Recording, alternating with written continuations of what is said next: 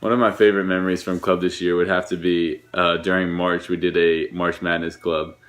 Grace Gerald, everything about her. Work is every type of kid, and I really love leading there. One of my favorite memories from Young Life this semester was when things didn't go as planned. Kara and I hung out at club, we hung out at campaigners, we even hung out at a weekly coffee thing, but it was always in a group setting. So I really didn't get to talk to her one-on-one. One of the first girls I met at Gildersleeve Middle School, her name is Malka. I walked up to her and her friends in a group. I said, "Hey, my name's Rachel. What are y'all's names?" Malka turned around to the group and started laughing, said something about a little white girl. This past semester, we got the opportunity to start a ministry in Hampton at Bethel High School. Jesus has opened a lot of doors so far, and it's only been 2 months. All the games and activities that we had planned for the kids didn't end up happening, and what instead ended up happening was we played games that they wanted to play. And one of our girls made a connection with something that she heard in a club talk and something that she heard at church. Me and one of my girls, Rachel, went to High Compact Rock. This last semester, I volunteered as the HRA cheerleading coach to try and meet girls. And after a few weeks of coaching, I decided to start inviting them to lunch after practice and to Young Life. And I tried everything, but nobody could hang out with me outside of practice. I got every excuse in the book. Becca has Down syndrome, and I was told at the beginning that her goal for the year was to sign less and speak more. We did a dunk contest because the house that we have club at has a little Nerf basketball hoop that we use. She's a freshman at Grafton, and this semester we started reading through the Book of Mark together. And it's because she wanted to learn more about the Bible. I became friends with a girl named Hannah, who's a sophomore. I was supposed to go to dinner with one of my high school friends and one of my roommates' high school friends, and she leads as well. And so we had this big plan to have dinner together, and it was going to be great because we could do contact work together. And last minute, I had to work, and it was so not how I wanted things to go. After club one day, I asked for a number, and within an hour or so, I texted her, and I was like, "Hey girl, I had so much fun hanging out with you. I can't wait to see you next week." She responded likewise, saying how much fun she had hanging out with me and how fun club was. We didn't have good clubs or a lot of kids coming to campaigners, but Picosin and just our team, we got to go out and just do a lot of contact work and hang out with a lot of high schoolers. And they kind of led club, and it was really cool to see, one, that there was this leadership aspect, and like we were actually creating campaigners, and two, just the community that we had. And as soon as we got there, she puked all over my car. After a little bit of time, a couple of girls texted me in a group message and said, "Hey Ellie, we have a track meet at CNU. We know that's where you are, so if you'd be able to come and watch us or maybe get lunch with us afterwards, like we'd love to see you." So Becca's fully capable of speaking, but her preferred medium of communication is sign language. We developed a really awesome friendship. The first time we hung out, she said, "What are you doing tomorrow?" I said, "I'm going to church." She said, "I want to come."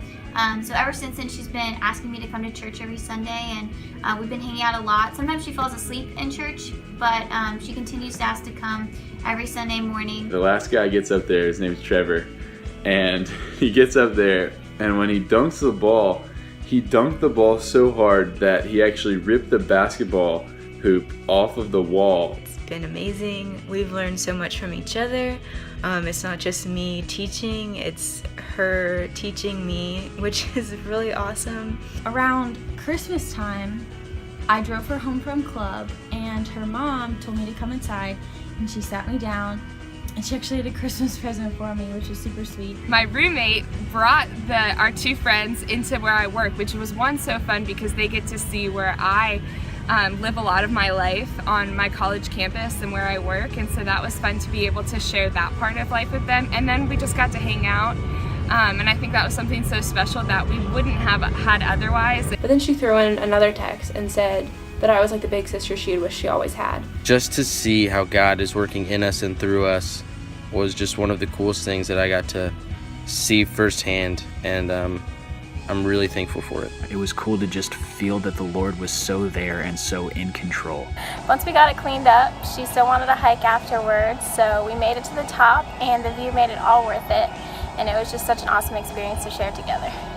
And I read that text and was like completely shocked.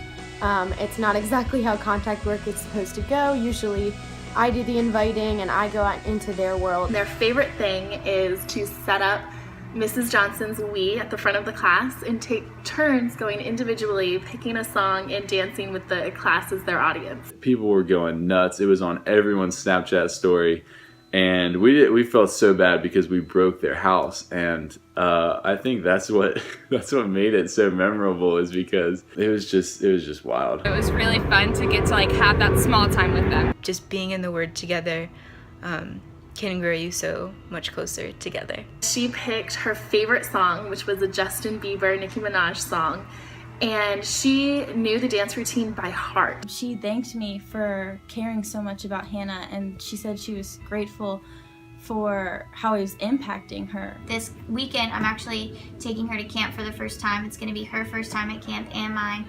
So I'm really excited for what God's doing in Malka's life and what He's doing at Gildersleeve Middle. But they invited me on my campus, so it was weird and unconventional, but it was the best blessing, and it was so surprising, and the Lord really came through. This was just encouraging for me because it reminded me that she is listening and remembering the things that she's hearing in club throughout the week.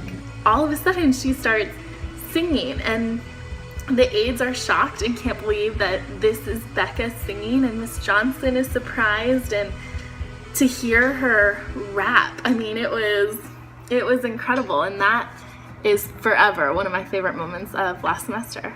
That's when I realized that we're not just helping change kids' eternities, but we're helping change their families' eternities as well. I am fully convinced that there is absolutely nothing better. And the best news is that it lasts forever, and it's bigger than any one of us. Because of what you are doing, and because you have chosen to link arms with us, God is continuing to use the tool of Young Life in the lives of 35,000 teenagers on the Peninsula. We are so grateful for you. I hope you have an incredible summer, and I look forward to talking with you very soon.